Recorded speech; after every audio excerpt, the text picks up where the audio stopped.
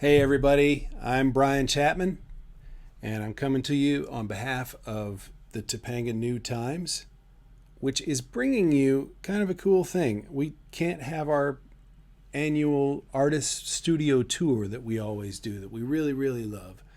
Um, but, all right, I'm gonna act like you don't know what that is, because a lot of you may be seeing this and you're like, I don't know what that is.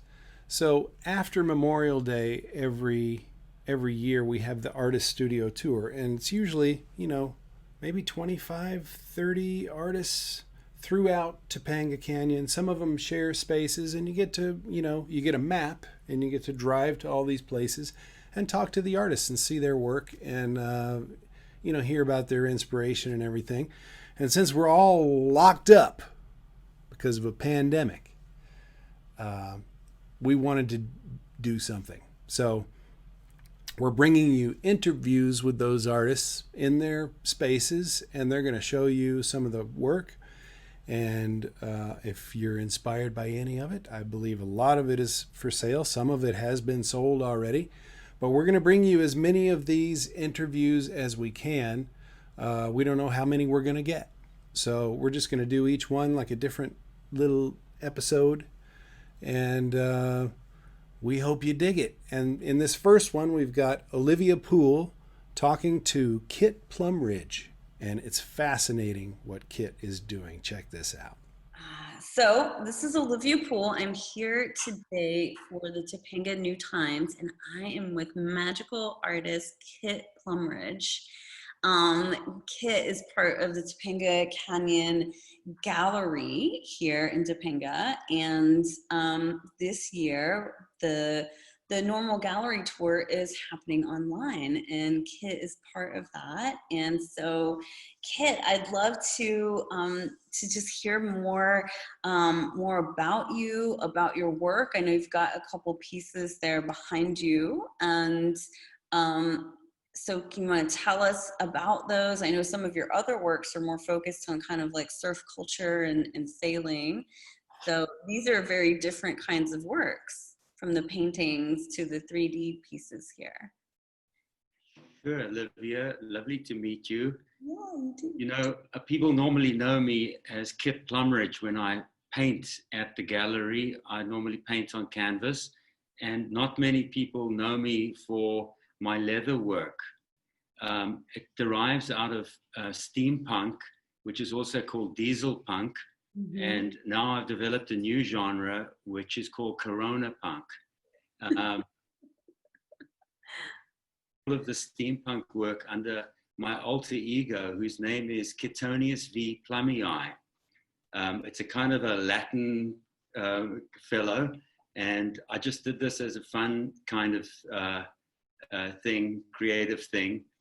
And what I've done here with my latest work is, in fact, I kind of preempted this COVID thing by about 18 months because I've been working on these pieces. I've got 13 characters that I've developed that are, they all happen to have, it's quite the crazy thing. Although masks are very steampunkish, because in those 1800s, there were people wearing masks because of, smog and steam and the like. So I just managed to bring this whole thing together, and it coincided with the COVID-19. Wow. So you kind of like had a premonition that masks would be needed. So are these some of your guys right here? Do you want to bring like one of them, or maybe Yeah. one? Well, I like to think that I actually I was ahead of the curve on this thing over here, pun intended. Yeah. So I better just tell you a little bit about how it works, because otherwise nobody will really understand it. But these characters come out of like Jules Verne, H.G. Wells, Orwell type novels, okay? So I have developed characters. For example, I have, I'll show you this little guy. I've got this leather piece over here. He's a character that is involved and associated with an instrument. They all have instruments associated to them. Some of them are playable instruments, others are drawing instruments. What's the instrument associated with that guy?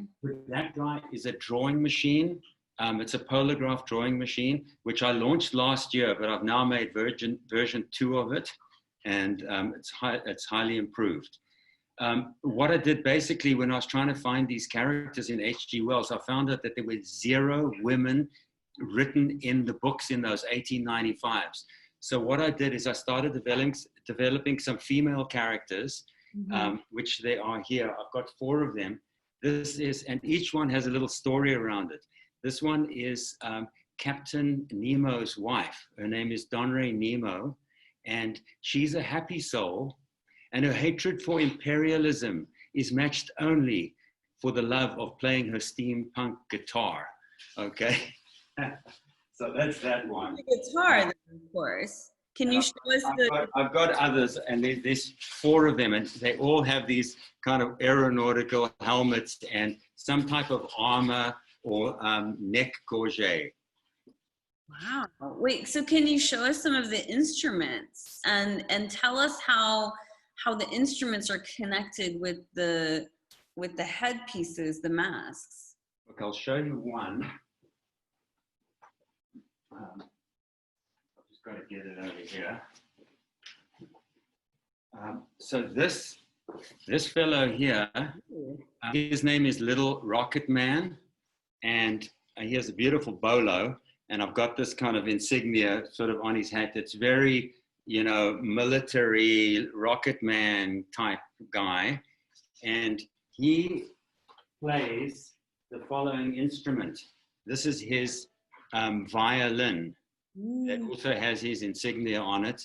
I either take an existing old instrument, I prefer to find an instrument, and then I embellish it with laser cut wood like I've done on these edges here, and steampunk dials and bits and pieces of leather. Alternatively, I also make instruments from scratch. I collaborate with an artist called Mark Estes, who lives very near me, and he has a laser cutting machine, and he cuts things to my specification. I'll just show you one so you know what it is. This, for example, this is a hurdy-gurdy, okay? And this is made from scratch, completely laser cut and then glued together, and then it's embellished to make it look like it's old. Wow. So do some of these instruments, are they playable? Like, could they actually make sound? The idea was to have these instruments playable for when I launched the show, and I'm collaborating with a musician, and he is was going to write a whole lot of music for each one of these instruments and have an orchestra.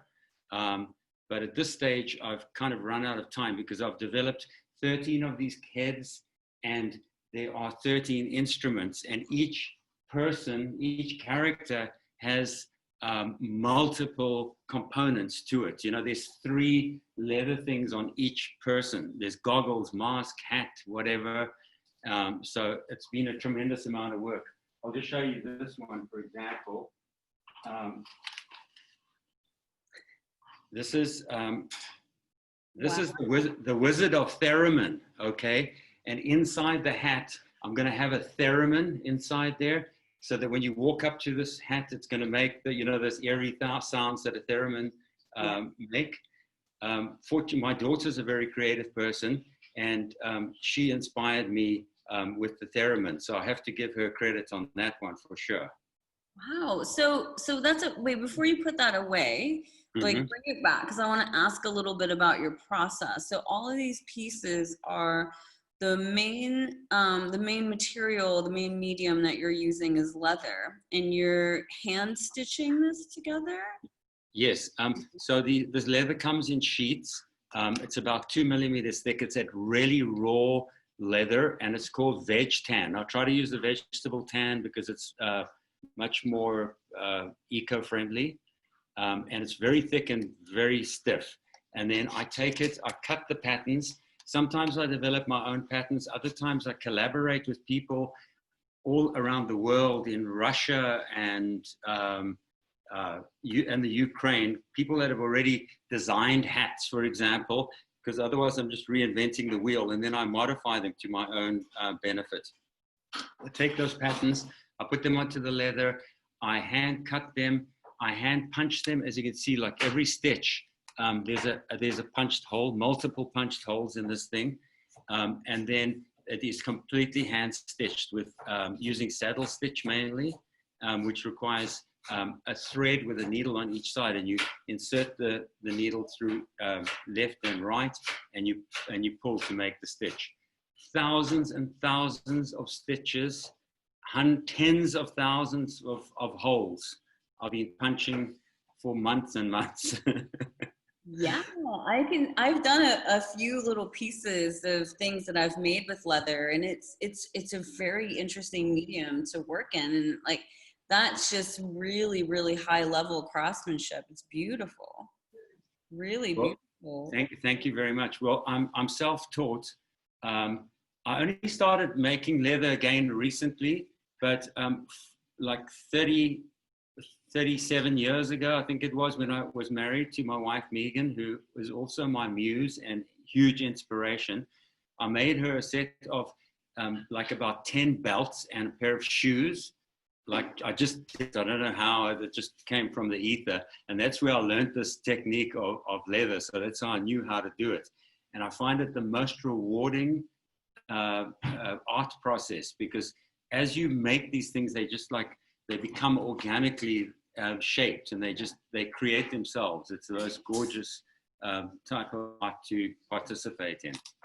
Yeah, and so that moves me to another question for you. It seems like this is obviously very different than your two-dimensional paintings that most of the people in Topanga would be more familiar with, it seems. Do you feel like you're going to continue to do both, or are you feeling particularly passionate like towards the leather at the moment? Well, I will always paint, and I don't want to be limited as an artist. So I love the idea that I can do two-dimensional, three-dimensional stuff. And anyway, even in my painting, I have been making these three-dimensional lifeguard towers where I take plywood, and I've got a CNC machine, and I can cut the shapes of the tower, and then I paint onto that, and then I make them really thick. So it's this piece of art that sticks off the wall. So so even they have like a three-dimensional quality then. Yes, absolutely. I definitely lean towards 3 dimensions. Yeah, well, they're more fun, they're more tactile, Yeah. So here's the quintessential artist question for you of what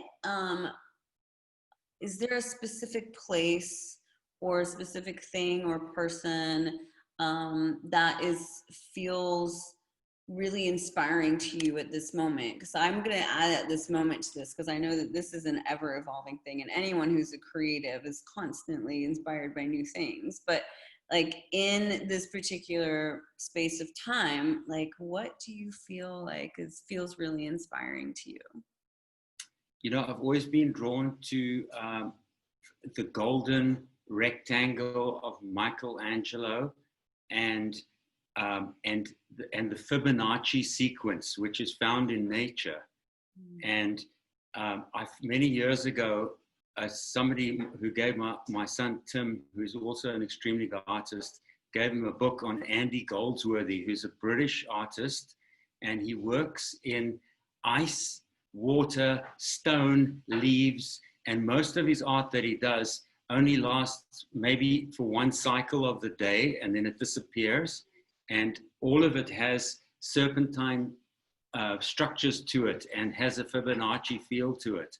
So that is the thing that really, really gets me. And I'm always thinking from that angle. I love that. I have to look that up, actually. How cool. Oh, there's beautiful YouTubes on Andy Goldsworthy. You can watch it for hours. They're gorgeous. Yeah. So I have one other question for you. Do you feel like your journey as an artist has been something that's been, you know, from the time you were super little, you were just like, oh, this is what I want to do? Or was there a specific time where you were like, wow, I'm an artist, you know? Or what's been your journey with that? With Well, that? I was a bit of a latchkey kid because my parents had their own business and they were never at home. So I would ride my bicycle home from school and I would draw and paint. I mean, I just would, okay? And my brother was an artist too, and I think I might have been affected by him. And I really should have gone to art school, but because my mother was like a kind of a Victorian lady, she was quite an old mother when I was born. She was very Victorian. She wanted me to go to, you know, good old Catholic school, and I had that very regimented academic schooling. But I should really have gone to an art school. And the moment I left school, I immediately started to work and just do my own art. And I remember when I was about 18 years old, I've done a lot of things. I did stained glass. And at that stage I was doing batik, and I made a whole lot of batik art.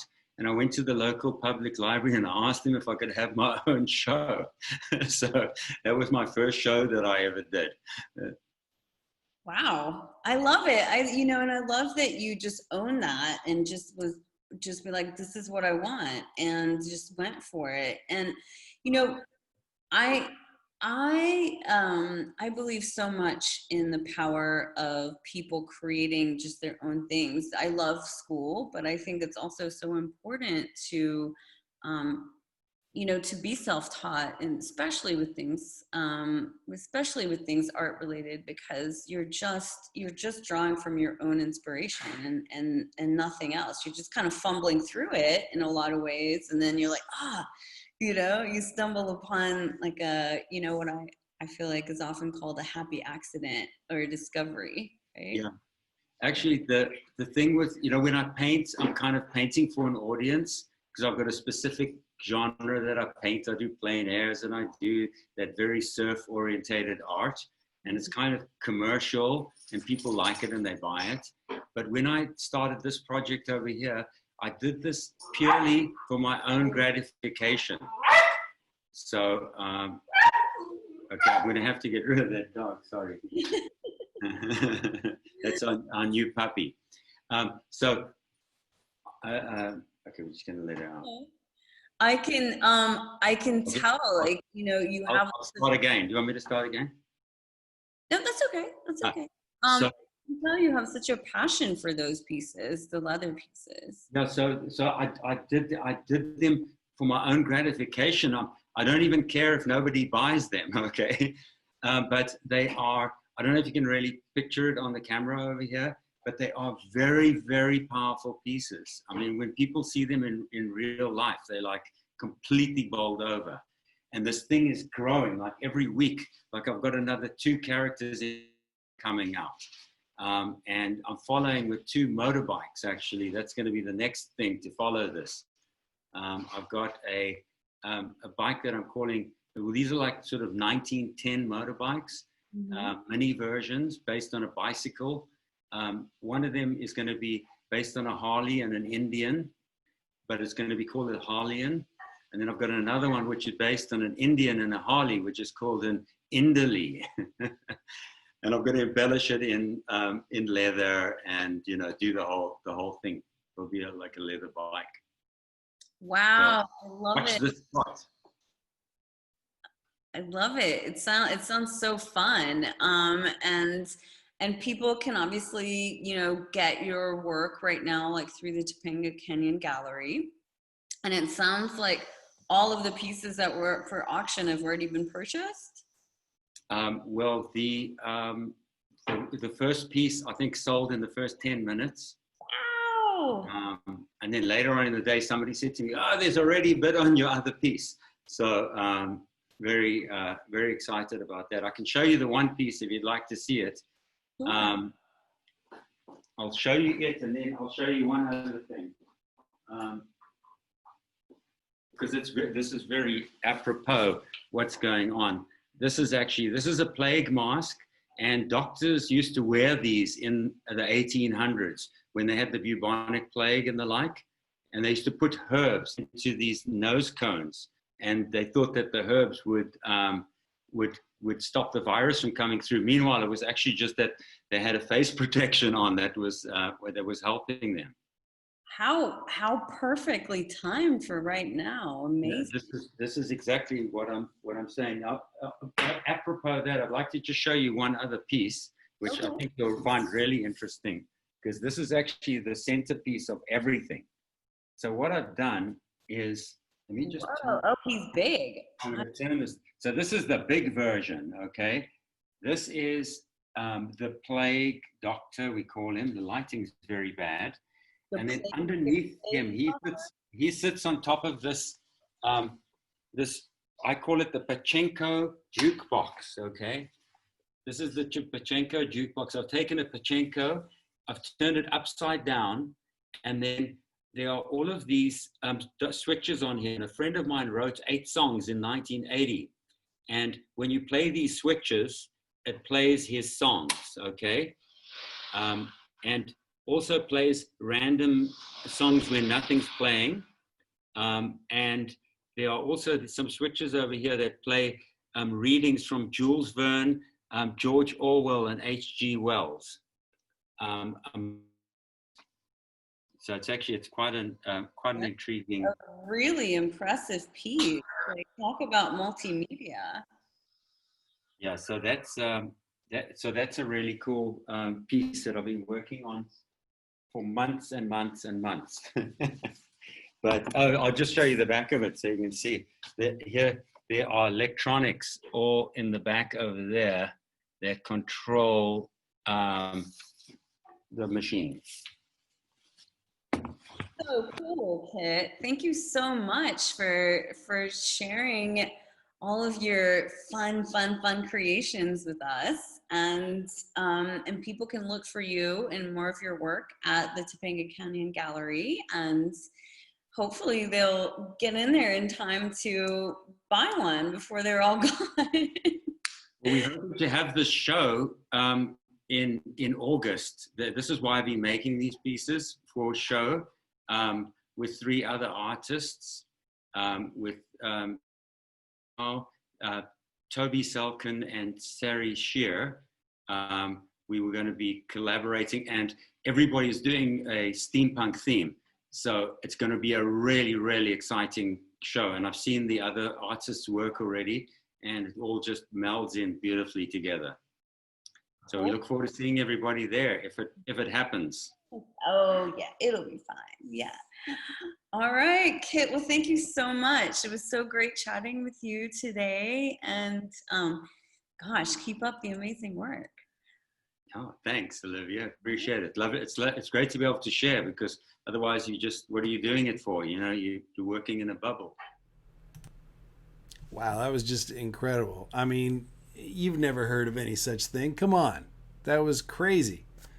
I love seeing people just inventing.